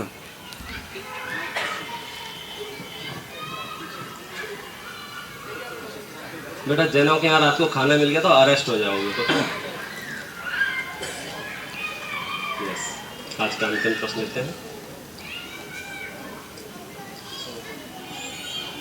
ये एक्सरसाइज के ऊपर से है, बीमारी से दूर रहने के लिए मैंने समझा, इसको मैं अपने हिसाब से बता रहा हूँ। हाँ जी, सुबह उठ के भूख से कम खाइए, निहार कीजिए पहले, बिल्कुल सही, फिर देहार, फिर आहार।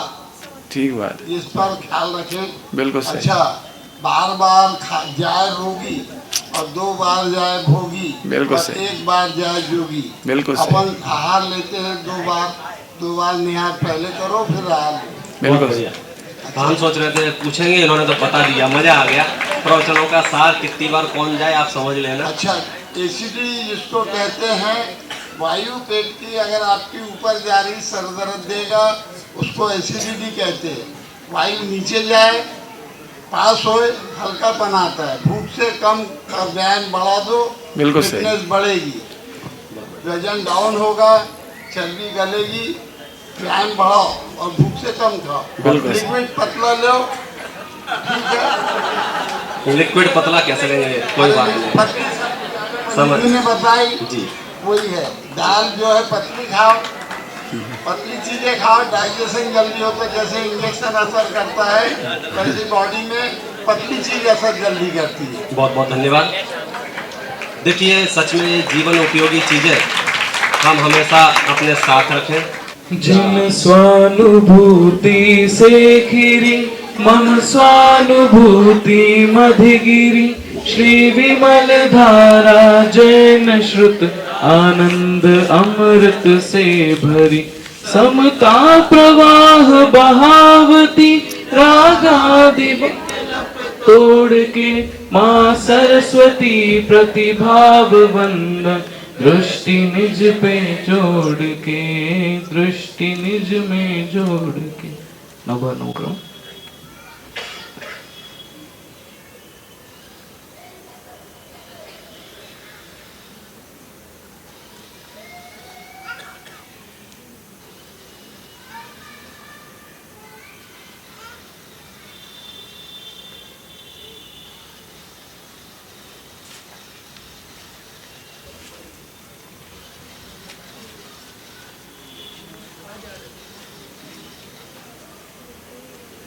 बोले परमंगलकारी द्वार दर्शन गिरवाणी माता की जय।